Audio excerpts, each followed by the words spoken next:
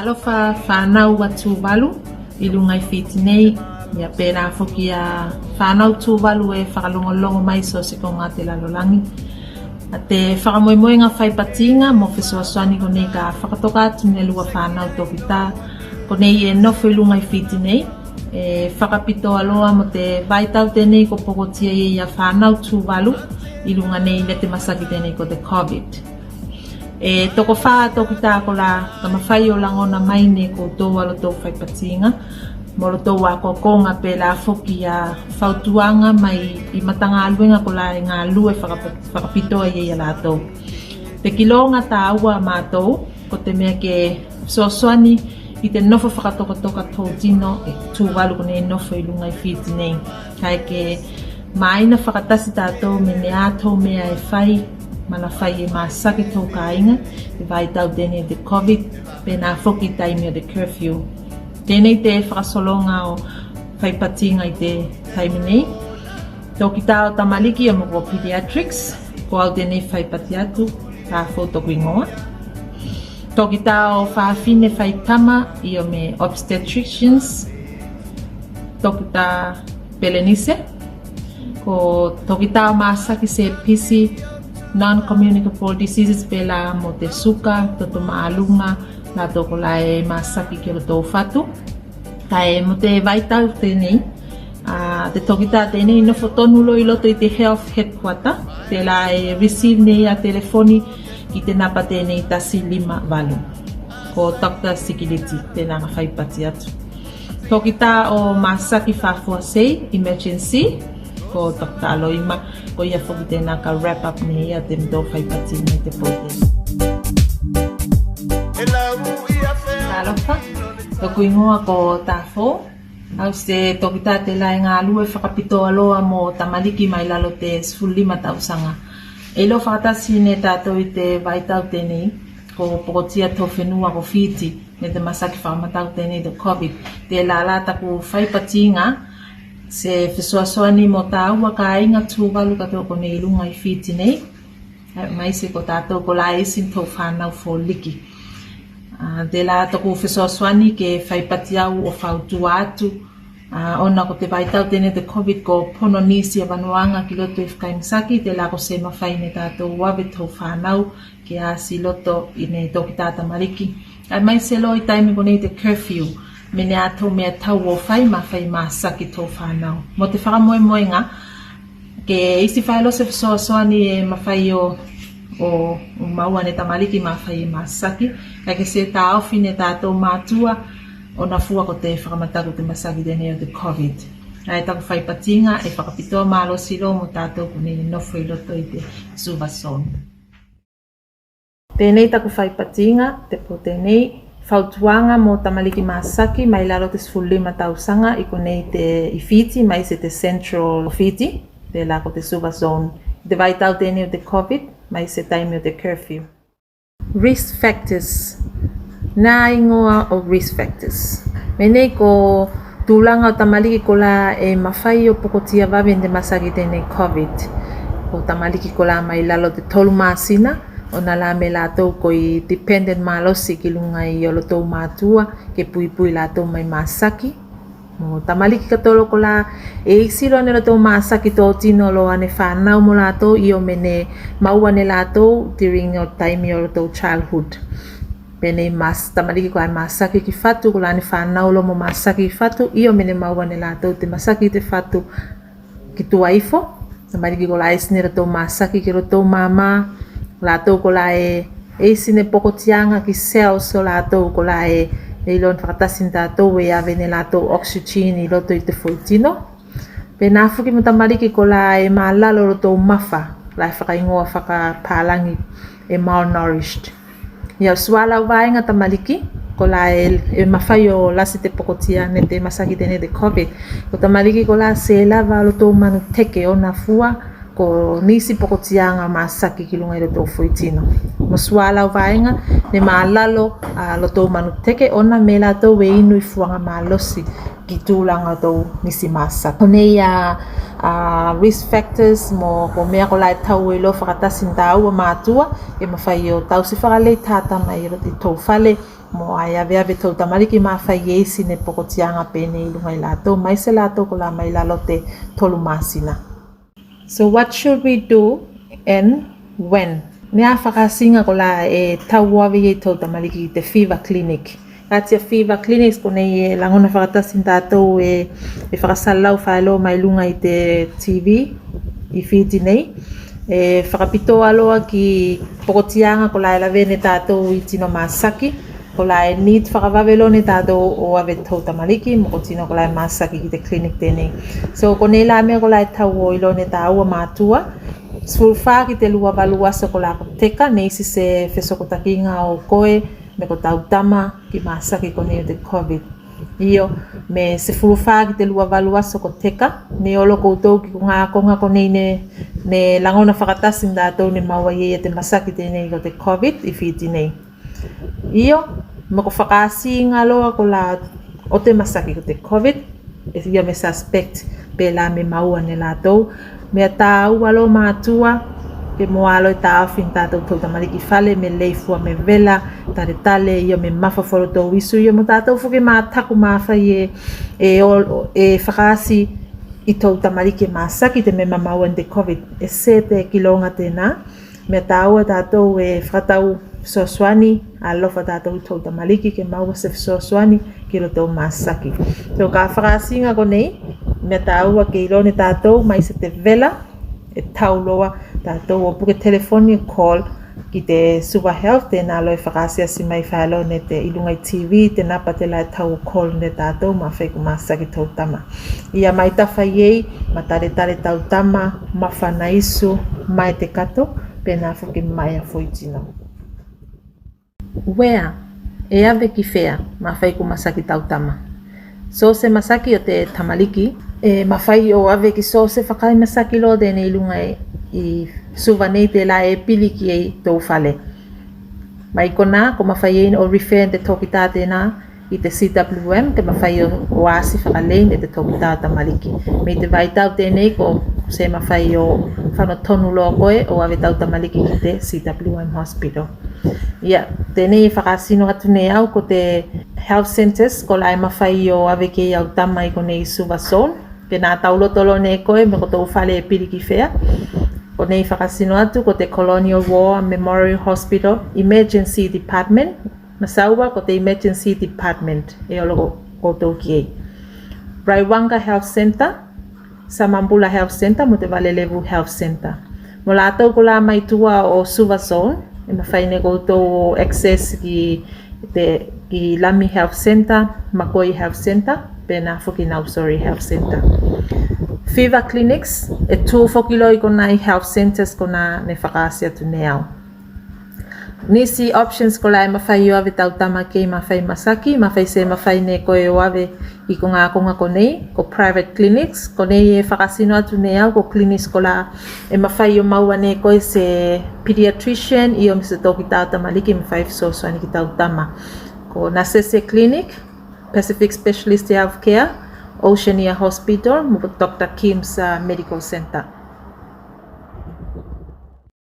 Mo taimi o te curfew, ko nei e whakasino ne au ko ngā konga fua e lua ko la e mawhai o tala I te pō, I taimi ko nei whakataputapu te ololo. Ko te CWM Hospital, Emergency Department whoki, mo te Valelevu Health Center.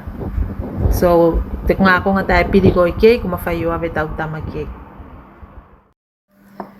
Ia, ka whai ne tau tamariki ne asi se clinic, te la e asi whaeloa I ko I te CWM Hospital Pediatric Department. E vai tau tēnei ko pono katoa clinics ko nā. So, mawhai ko e whakawhesili nse anei te tūlanga ka ko ki tau tama. Ia, ko lātou whukola e olo tau tamariki babies e asi whaeloa I te Maternal Child's Health Center. I tua I health centers. Lātou ko nei ko I whaelo olo tau clinics. So, e tū maulo me kai ko teiti fua, nono ki tau teiti, mea watulo ni lātou te suasi ngai whakataulo ki te vai tau tēnei te COVID. Ko clinics I te whakaimsaki lasi, ko tā awhi katoa lo pe lam tako whakasinga. Ka whai e se ki call atu ki te fulinga te clinic data tau tama. Ka moe moe call ki te napa tēnei whakasino atu nei au tolu tasi. tolu fa. Ka fai e call ko ke ko whakamoe ko ke fai pati ko ki te reception o te whakaimsa ki tamaliki, ke mawhai ko o sili ki te sua teita tau tamaliki, ia me se afu ki te palani ki tau tama. Ka fai tau tama ne miss tena clinic, ko se mawhai ne ko o call, ave fua ki so se health center te lai piri ko ki ei, ke mawhai o asi ni so se tokita, ko call i te tokita te enang te CWM, o fai pati ki tokita tamaliki, whakailo ke tūlanga tau tama. Ko emergency contacts, a whai e isi se whakalawelawe mana ko ngina kine ko se wsoaswani se taimi whakawave, me ko taimi o te curfew, ko nei e tukwatu katone a uro te table, mai se logo tamaliki a koe mawhai e masaki. Me nei ko ngā akonga ko lai mawhai nei koe o call i te ao, ka e note nei koe me lua fua kong ko lai talai po Colonial War Memorial Hospital mo te Valley Level Health Center. Ko mawhai e nei koe o tausi anapa ko nei, so se taimi mana ko ngina nei koe whakawawi se wsoaswani, call ki napa ko nei. So se whakaasinga o te masaki COVID, te lalo e ne whakaasi atu nei au taku slide mua, vela, mawhaisu, tale mai te kato, ke mawhai o call whakawawi te napa te nei ta sili mawalu, ke maua mai se wsoaswani mai te kaua te health. Ia, ko nā whesoaswani mo whautuanga mo te leia tā whanau, mo te vaitau te nei ko pokotia i tātou me te masaki. Ka whai eisi ne lua whakawhisilinga i o me e fia malama ki tūlanga au lua whanau ona ko te vaitau te nei, e fia whailoa au whesoaswani, ka e whautu atu ki a kourua. Masaua whailoa, pei lua mas, ko i tuai koutou olo mo lua whanau i tua o lua whale, fulu whakalei o tō lima ki sopu i o me hand sanitize, ki se lewa e lua se fulu se kone, ai masaua e lua mita tō mau mai te suatu no i o tafu whakatai.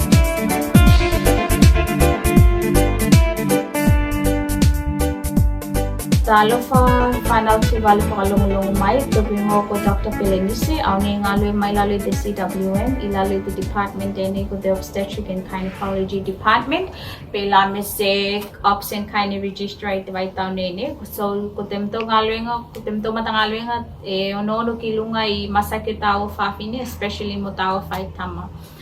Te ala te whaipatinga i taimi tēnei, e whia watu e stama whesoaswani, stama whakamainanga, e winga ki lunga i te ngā suenga o te mtau department, i te waitau tēnei ko nofo tātou i ene. So, i te whaipatinga whakilo tēnei, e whia stress out nau e tolua point, tasi ko te antenatal clinic, lua, tāua whawhine whaitama mo symptoms ko nei COVID, i o mo ko nei masaki nga i o mene pokotianga ko laki lunga i tau, o mene a tāme tau o whai. Tolu ye, ko tau o whawhine whai tama ko lako pili akalo whanau, mene a tāme tau o whai, ne? Okay, so before we talk about the 3 points ko nei, e whia whakailoa atu fua, me mo te waitaimi nei, e lua main ports of entry, gilo te department ne?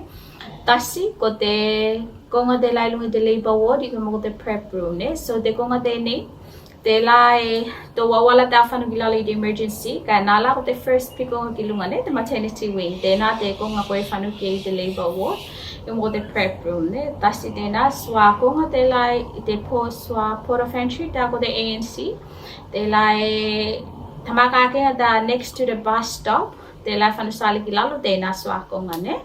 E mawhai koe o assess ki lo te department nei, okay. So moving ki lalo, the first point, te lako te antenatal clinic. Mo te waitau nei, whia whakasi atu me tō antenatal clinic, e tū mawhalo te whai, ne? So, e whai taimi asi, ko te aso ngā fu aso lua, ke e oko ki te aso lima, ne? Taimi katola, aso katoko la te wai aso.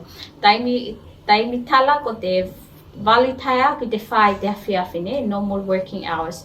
So what you do upon arrival ki lunga i te ANC, e senesin the security ni tēnā no whi, e take ne lato tau vela, mo kai whesilia te whuki ne lato a screening questions, ne? Ka aoti ko ne, ko whanu e koe ki loto. So whanu koe ki loto, again, anesi ko ai loto, they will screen your folder up, and then ko te me ke lone lato with a koe se high risk patient, i o me se low risk patient, ne? And plus, ko nono lato ki tau due dates, ne? With a koe ko pili akalo whanau, Iyo me ko mau mai tau time whanau ne.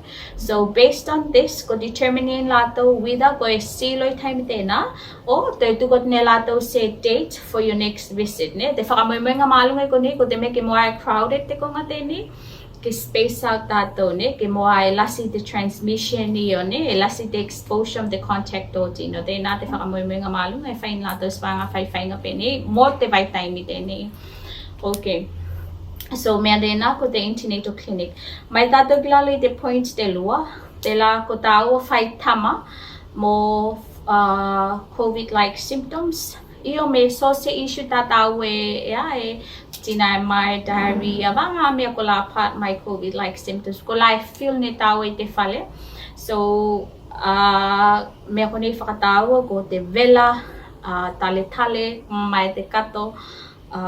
Mana mga tayo may ngai ne body pains ko mea ko na so mea ko ni whakata once ko I feel ne ko te fale and you think mea ko ni is a worsen se olo le e whakamalo siya tu ke moa ko rush o whanu ki te prep room me mo te labor ward ke no fo ko te fale kai call directly ki te napate ni provider to my lalo ne so what te napate ni e call ko ki so from the other side te toki ta tu mo te ne si tu o te vaaso dena ka answer ne la tau call and then they will ask you ne whakawhisili-siling na ko minea au symptoms ko laifai and then based on this discussion ko mawhai nila to determine or tell you what to do next ne so whakamalo siya to mo tau ke taulo to te napate ne ko te me ke call mo ko ke ka ke se rush mo ko ki te whakai masaki ne ko te mea ke avoid the contact with others ne okay so the last point ka whai patingin na ko tawa whawhi ne whai tama ko la ko pilia ka lo whanau what should we do during curfew hours and hours ko ne restrict moments in lunga isu ka ne so ne atame whai ko ne Boko da ko pilia ka lo whanau o in labor e seva o ia ko ma whai lo o whanu ki te prep room ki te labor ward whatever time ne i te curfew me da you can still go but as long e whai ne ko call se taxi napa ko na ko tine provider tine alo mo mo i se nearest center nearest ambulance ne vanga at least ke mawhai fua koe o ao ke so transport o whana koe ki lunga i te labor ward. So my good day, upon arrival, they will just quickly ask you screening questions. Ka te kone ko mawhai ne lato o puke koe o handle ne lato koe until koe e deliver. Until koe deliver. So whakamalo siya, so se taimi te la wida dawe alo ki te prep room labor ward or to ANC, masawa whalo ni tau o wear mask, ne? Wear mask, guys, now portable hand sanitizer ko la, you can always carry it with you, ne? So se taimi whakamalo siya di ko ne, the frequent hand rub, mawhai malo lima yung Mrs. Soap washing, ne? Mawhai ko ano yung lima lai. Masawa whalo whakamalo siya tumai ko ne, the social distancing, they la approximately 1 to 2 meters apart from each other, ne? Mo ta maske, always wear it whenever you present yourself, ki te whakai masaki. Katila, te nā te tamawhai patinga mai ko ne, whakamoe me ngā maalunga ko tau ke stay home, keep safe, and do what's right thing to do. Ka te nā fua, kai whaatai rasi.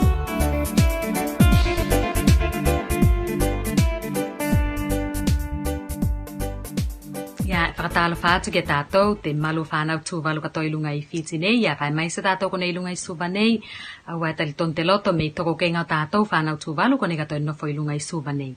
Ia kāti kot ne introduce tātou mātou nei, ia tēnā ne whanatu mua. Ia au nei e ngālu e nei lalo te minisuli te o la lei o whiti te vaitau tēnei, au ngālu e kone te Diabetic Center, te la 60 loe whakapitoa mo lātou kone i mawanginan te masaki tēnei ko te suka.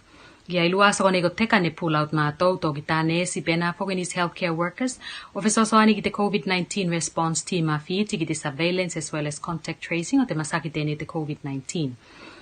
Ia, pēla am te ilo whakatasin tātou i te vaitau tēne e isi nei se new variants o te COVID-19 virus tēne ko tō mai ki loto i tōwat whenua.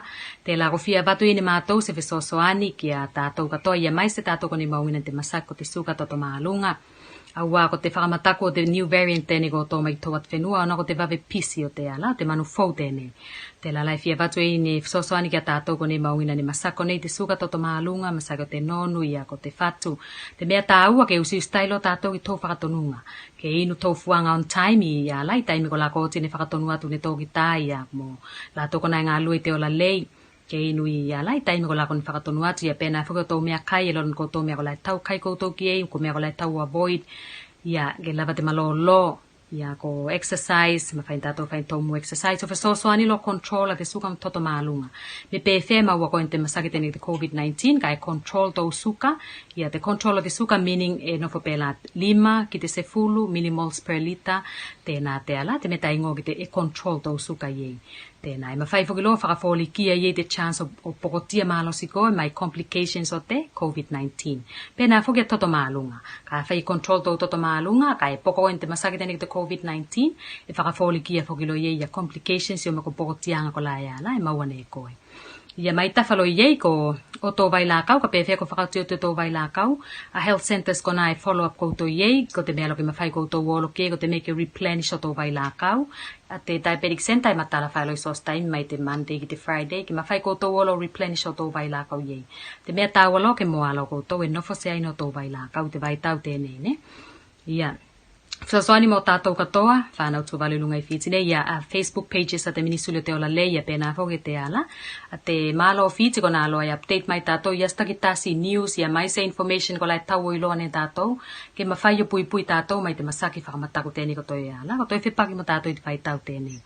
Ia fever clinics ko nā loa e ala, e whakapātu i lunga i pages ko ne te minisule te ola lei, ke mawhai koutou olo ke, mana whai e maua koutou ne ala, ne symptoms ko ne te COVID-19, mai kato, vela, tale, mai se ngai. Ia ka pēwhia i te poe mawhai e ala, e maua koutou ne mea kone, ka e seilone koutou mea lo koutou ki whea, mana wase koutou, e mawhai whaelo koutou call mai ki te toll-free number te tasili mawalu, ke mawhai mātou respond ki o tau calls, ke direct atun mātou me e ala, ne atou me tau o whai, e mawhai whakalo mātou a watu ki o tau whale o aasi koutou iei. E watulo te toi whakamalosia ki a tātou katoa loa, ia a te nofo whale, ko te best and the safest possible way, e mawhai ne tātou o whakafoli kia a te pisi o te manu tēne o te COVID-19. Ia, mai tawhai ei ka toko ki tua ki te whale o whaise mea te lai mana kongina maalosi ne koe mai se mea kai ia masaki me nea whoki. La tū la whono mo whakatonunga ko nā loko tine a watu a wala ko lai me whai o pui koutou katoa iei. A tātou katoa iei mo ai e ala, e maua tātou ne te manu tēne o te COVID-19. Ia kai ala e whakanalo tātou i tau tamana i te langi, kau whakatasi mai ke tātou i tau tau mawhainga, mo te tau kau sakinga ko nei, ke mawhai nei au whakatoa toa nei, e mawhai whakalo i ne e ala. O whakase ai, i o me whakafoli ki te masaki tēnei i ala, ko mai ki tau at whenua i te vai tau tēnei. Ko te usi tai, o tātou, me te ngā lue whakatasi o tātou, ko te lei whakilo tēnei. Mai se mo tātou whanau tūwalo, i lunga i tau at whenua tēnei. Ka tiko nā lo mu whisosoani mai ko nei, mo te whakatau mālunga me nei ala, ne me whai lo whisosoani ke tātou. I whakawhikas.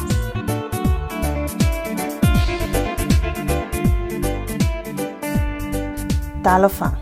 Tuku ngoko loima, austoki tā o masaki i mea tupu whakafuasei, a kou whoki ngā lui te Emergency Department i kona i CWM. I te vaitau tēnei ko i whakataputapu te o lolo tātou i lunga i suva nei. Whakamole, ka mana kongina ni ko uloa se whisosoani whakawawe i wheitu whakafuasei tau te o la lei, whisokotaki ki napa telefoniko nei. I te Central Division, te lako suva, St. John Ambulance, te lai operate 24/7, te landline na lātou, tolu leai, 25 te Vodafone, 25 tasi valu, fitutolu. Digicel, 755, iwa leai, tasi leai. A te ambulance e tongi, ka amata mai te 25 tāla ki lunga. Nai bisinisi taxi e ngā lue i taimi o te curfew hours, te lako te sifulutasi te pō ki te whai te waweao. Tiko ke the taxis, tena mobile, iwa lea iono, fitu whawhātasi. Howell Road Taxi, tena Vodafone napa, valu fitu valu, tolu valu, whātolu. E mawhai whoki o tāline koe te napa tēnei, 5 valu, whāwhā.